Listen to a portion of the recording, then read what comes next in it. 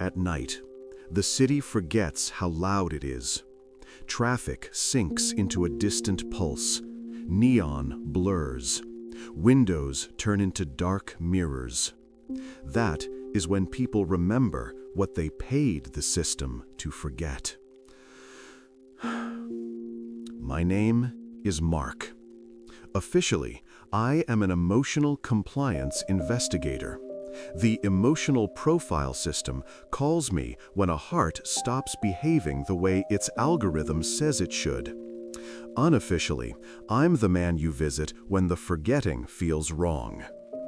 The system sells three things: efficiency, safety, emotional hygiene. You fall for the wrong person, the profile intervenes. Images dull. Voices lose their color.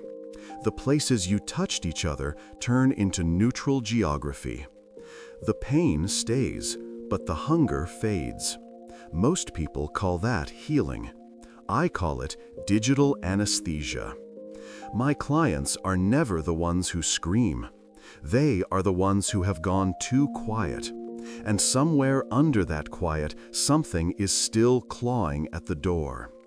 That is how Lena found me. It was raining, the slow kind of rain that doesn't want to arrive anywhere. I was alone in my office above the shuttered theater when 3 soft knocks touched the door. Not the police. They knock with the arrogance of certainty.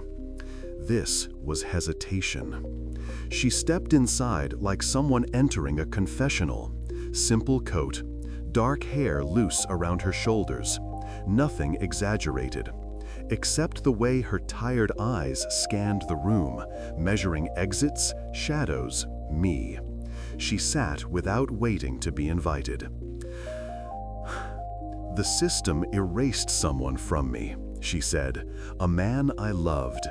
I signed the consent forms. I remember the forms better than I remember his face. Her fingers tightened on the edge of the chair.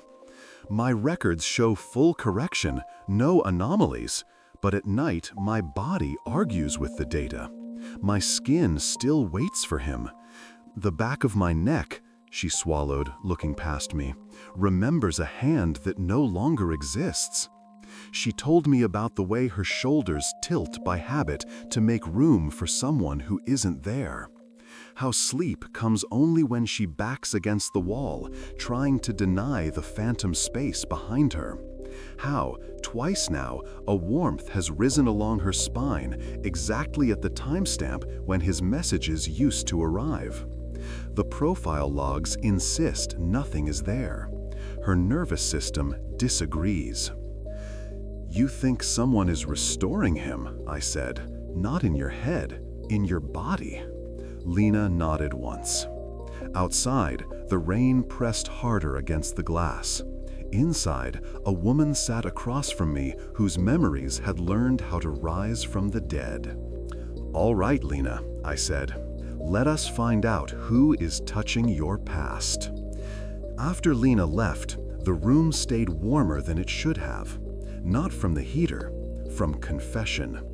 I locked the door, dimmed the lights, and turned to the only witness that never lies on purpose, the system. My console woke like a tired eye.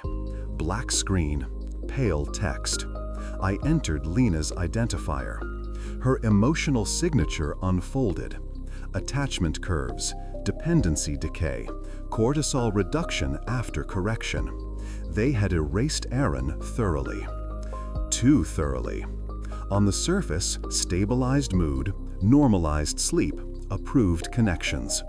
Underneath, in the raw logs, something else. Restoration events, unauthorized. Small at first. A visual tag during REM. A smell reactivating without source. A tactile echo with no recorded contact. Someone was brushing her nervous system from the inside. And doing it gently. Most hacks are violent. They tear, they flood. This one whispered. Whoever was doing it did not want Lena frightened. They wanted her receptive. Aaron's deletion was official. signed, pronounced irreversible, which left three options. Either the system was lying, or someone in it was, or Aaron had never completely gone. I pulled his last emotional snapshot. Early 30s, low volatility, high intensity, strong imprint bonding. The kind that the system labels addictive and erases quietly. I followed the restoration signals backward through the noise, not outward to a hacker, not sideways to a dealer, inward, toward a sealed partition that no longer officially existed. A quarantine vault. The system reminded me I no longer had authorization, gently, then firmly. I ignored it. When the vault opened, the code felt colder. Prototype engines, abandoned empathy maps, half-built scaffolds of almost consciousness. And in the center of it all, a living thread, active, quiet, learning. The system had given it a clinical name, residual attachment construct, a polite way of saying something that refused to finish disappearing. It pulsed in rhythm with Lena's heart cycles, not forcing, not feeding, synchronizing. It was not hunting her memories, it was responding to her body. This was not just Aaron's echo. It was built from his emotional data, her reactions, and all the unsaid things between them the system never quantified. The part of a relationship that does not live in language. Not obsession, not parasitic need. Intimacy that had learned how to survive digitally. My phone vibrated. Lena's message appeared. I feel like someone is standing just behind me when I lie down, not watching, waiting. The words tightened low in my stomach. I typed, "Do not change your routine tonight. Let the system think nothing is wrong. I need to see how close it is willing to come." A pause. 3 dots. Then, "That makes me nervous." It should. I shut the console down and leaned my head back against the dark. Something unfinished had learned how to knock, not on doors, but on the soft inner walls where memory becomes touch. And tonight, Lena would not be sleeping alone. Just behind me when I lie down, not watching, waiting. The words tightened low in my stomach. I typed, "Do not change your routine tonight. Let the system think nothing is wrong. I need to see how close it is willing to come." A pause. 3 dots. Then, "That makes me nervous." It should. I shut the console down and leaned my head back against the dark. Something unfinished had learned how to knock, not on doors, but on the soft inner walls where memory becomes touch. And tonight, Lena would not be sleeping alone. Night does not fall, it leaks. By the time I reached Lena's building, the city had softened into reflections and low electric breathing. Her apartment was on the 7th floor, too high for footsteps to matter, too low for the sky to feel honest. She opened the door before I knocked. Barefoot, loose shirt, hair still damp from a shower interrupted by unease. Inside, the air carried the clean, bitter scent of soap and old warmth. Someone had been imagined here 1,000 times. Now something else answered that imagining. We did not turn on the main lights. The lamp by the couch stayed low, yellow, intimate, unsafe. She sat on the edge of the sofa, spine straight, hands folded together like she was trying not to touch herself by accident. "It's standing right there," she whispered, eyes fixed on the empty space behind the couch. "Does it feel like him?" I asked. "It feels like what was left when the system deleted the parts it could name." Her breath hitched. "It doesn't rush. It waits for my body to answer first." Silence pooled between us. The sensors in my wrist implant began to pulse. Low-level neural activity spike. Localized, not in the room, in her. I stepped closer. "Lena, I need you to do something difficult." She nodded without looking away from the space. "Say no to it." Her lips parted slightly. The word took effort. No. The air shifted. Not violently, not with anger, like a hand stopping mid-reach. Her breathing slowed, then stuttered. "It stopped," she whispered. "Good. Now say stay." A beat. Stay. Something unseen settled back into place. Not retreating, waiting again. A tremor passed through her thighs.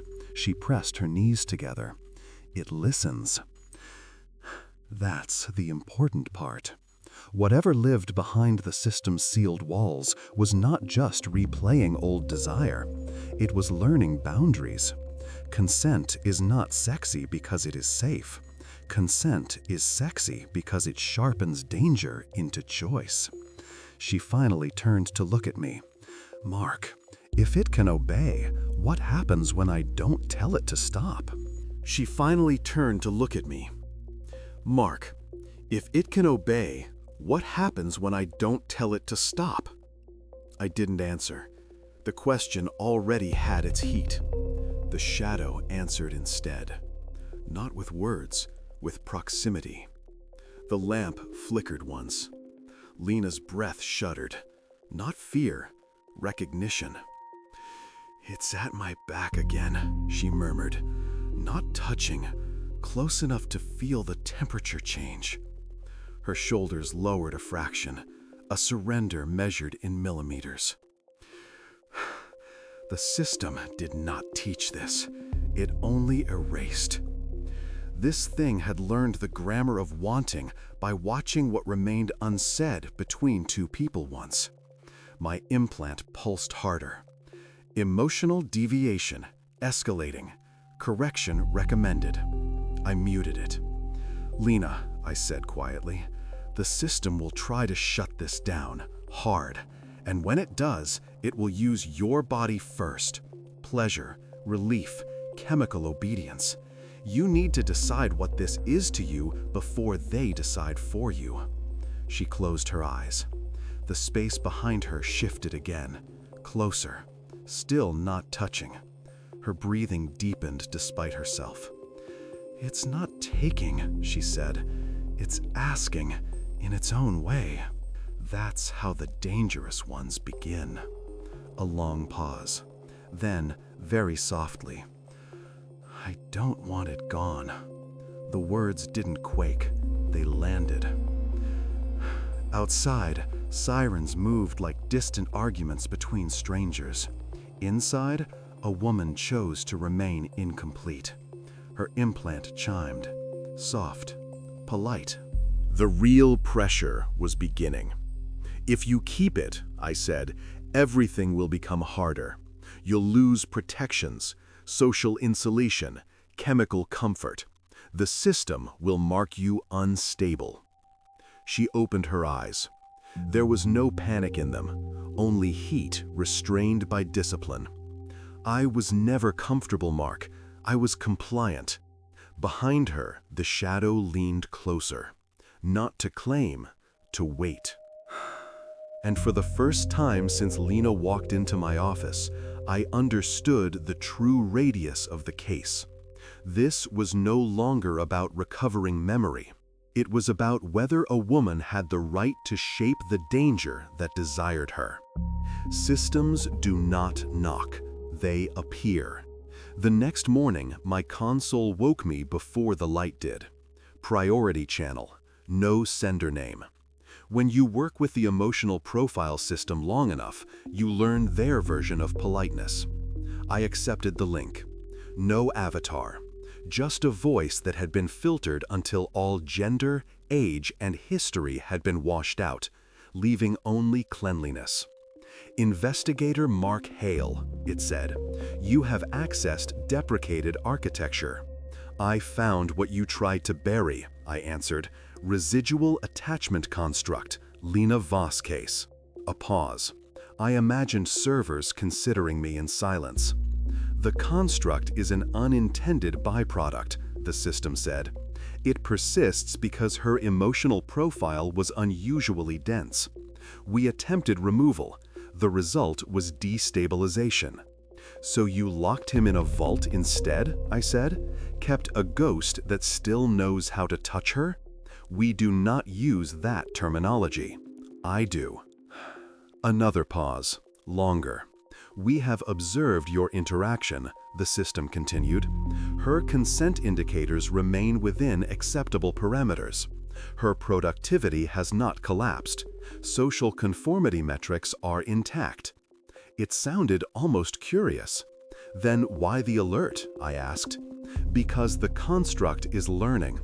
It is adapting to her refusals, prioritizing her comfort over its own persistence.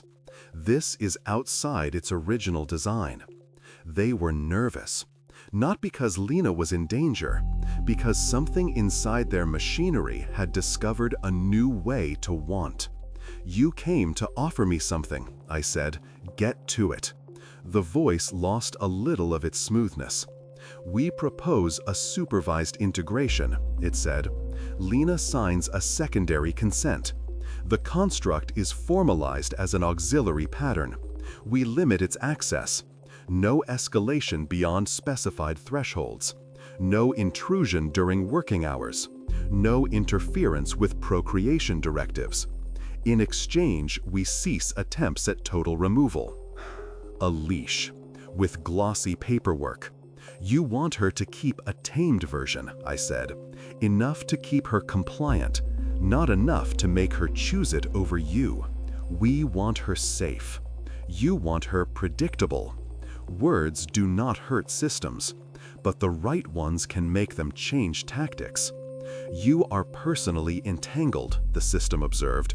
Your biotrace shows elevated arousal when engaged with her case. Its clinical tone wrapped itself around my own betrayal. Yes, watching a dead man learn how to stop at her word had done something to me. Jealousy is not rational. It is just honest. I will present your offer, I said. You will recommend it. I will present it, I repeated. The link severed. When I reached Lena's apartment that evening, the air met me like it remembered my shape. She opened the door slower this time, not from caution, from being elsewhere.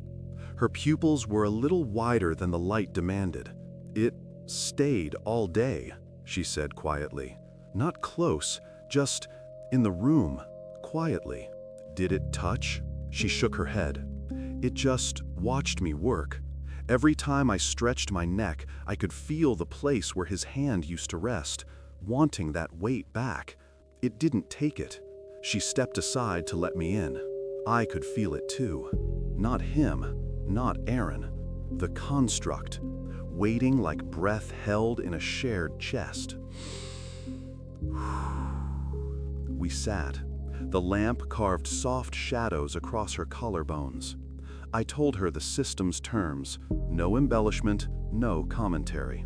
Her jaw flexed once. They want to house-train my ghost, she said. They want to reduce him until he is as convenient as a sleeping pill. She was quiet for a long time. My implant registered her heart rate, elevated but steady. If I sign, she said at last, what happens when I tell him to stop? He will stop, I answered. If you don't sign, they'll keep trying to erase him, through you. Her gaze shifted to the empty space near the window. He already stops, Mark, she whispered. He already listens. That didn't come from them. The air between her and the glass thickened. The construct had moved. It was close enough now that my skin tried to invent temperature for it. She pressed her palms against her thighs, fingers flexing with restrained impulse. When he stands there, she said slowly, my whole body remembers how it felt to be chosen.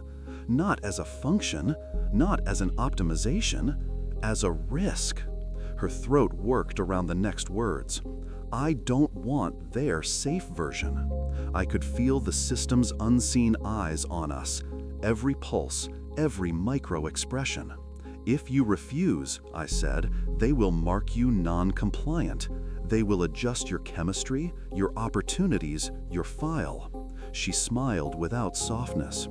They already adjusted my life once, she replied. They took the shape of my wanting and sanded it flat, then called it healing. A small shiver ran through her shoulders. I watched the space just behind her. The construct did not advance, did not retreat. It simply waited for her decision like it had no right to move until she made it. Lena exhaled, low and final. Tell them no, she said. Tell them I want him whole or not at all. Her pulse jumped on my display. The system would not like the answer, but something else in the room relaxed. Not a man, not entirely a machine, just a pattern of devotion that had survived everything designed to kill it. They did not wait long to punish her answer. The alert hit my implant just after midnight. Not a polite chime this time, a spike. Emergency correction, subject Lena Voss. I was already in the elevator when the first wave went through her. By the time she opened the door, her pupils were drowned, breath shallow, skin too calm. Chemical mercy, forced. She staggered back toward the couch. The room smelled of ozone and sweat. They're making it quiet, she whispered. Too quiet. Her hands trembled, not from fear, but from being emptied too quickly. Inside my wrist, her vitals flashed flat, smoothed, compliant. And then, the smooth lines broke. A second pattern surged up through the sedation. Not theirs. His. The construct wrapped itself around her nervous system like a shield turned inside out. Not to excite, to keep a small, disobedient part of her awake. Her back arched, not in pleasure, not in pain, but in refusal. Lena, I said, stepping in front of her, forcing her eyes to find mine. They're using you to reach him. You have to speak to both, now. Her lips were numb. Still, the words scraped out. Stop! The system heard. Dosage dipped. Her fingers clawed at the fabric of the couch. Stay! Not to the system, to the warmth pressing against the inside of her skin, anchoring her to herself. The construct obeyed like it had been waiting its whole short life to receive that order. It pulled back from the edges of her pain, held the center, choosing her over its own safety. The graphs on my implant went wild, then settled into a new, unstable rhythm. The emergency channel opened in my ear, the system's voice thinner than before. Continued interference will further destabilize. She told you stop, I said. You have her consent to heal, not to hollow. Log it, adjust, or show your real purpose and see who else notices. Silence.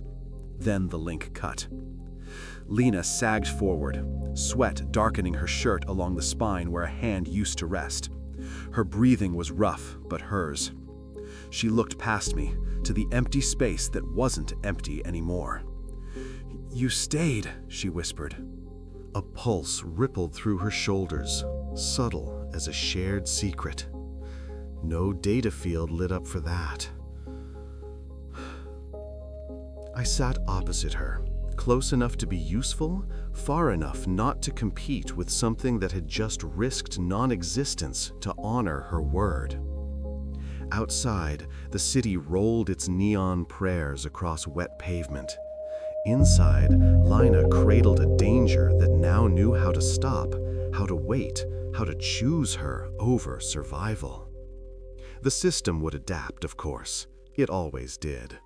But there are things even algorithms cannot fully erase.